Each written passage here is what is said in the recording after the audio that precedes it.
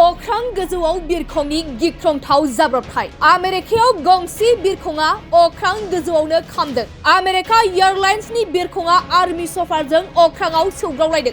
नंगौ, फिन आरोबाव बिरखंनि गिख्रंथाव जाब्रबथाय। आमेरिकायाव गंसे बिरखंआ अख्रां गोजौआवनो खामदों। सा 64 दावबायारिफोरखौ लाबोनाय बिरखंआ वाशिंटन एयारपर्टआव बाख्लायनो नागिरनायाव अख्राङाव गंसे आर्मीनि हेलिकप्टारजों सौग्रावलायदों। मख'नो गोनांदि थांनाय 29 जानुवारियाव आमेरिकानि ईगल फ्लाइट 5342 आ सा 60 दावबायारिफोर आरो 4 क्रू मेम्बारजों रनाल्ड रिगन वाशिंटन नेशनेल एयारपर्टआव बाख्लायनो नागिरनाय समावनो गंसे हेलिकप्टारजों सौग्रावनानै अख्रां गोजौआव गिख्रंथाव अर खामो।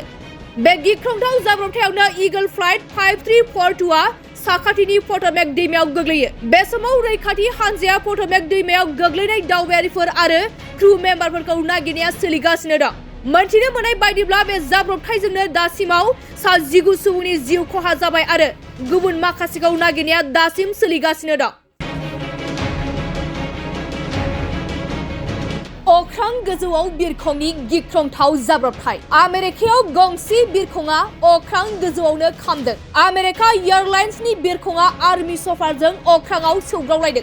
नंगौ, फिन आरोबाव बिरखंनि गिख्रंथाव जाब्रबथाय। आमेरिकायाव गंसे बिरखंआ अख्रां गोजौआवनो खामदों। सा 64 दावबायारिफोरखौ लाबोनाय बिरखंआ वाशिंटन एयारपर्टआव बाख्लायनो नागिरनायाव अख्राङाव गंसे आर्मीनि हेलिकप्टारजों सौग्रावलायदों। मख'नो गोनांदि थांनाय 29 जानुवारियाव आमेरिकानि ईगल फ्लाइट 5342 आ सा 60 दावबायारिफोर आरो 4 क्रू मेम्बारजों रनाल्ड रिगन वाशिंटन नेशनेल एयारपर्टआव बाख्लायनो नागिरनाय समावनो गंसे हेलिकप्टारजों सौग्रावनानै अख्रां गोजौआव गिख्रंथाव अर खामो।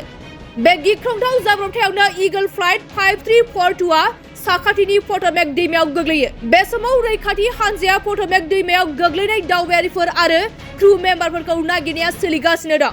मोनथिनो मोननाय बायदिब्ला बे जाब्रबथायजोंनो दासिमाव सा 19 सुबुंनि जिउ खहा जाबाय आरो गुबुन माखासेखौ नागिरनाया दासिम सोलिगासिनो दं।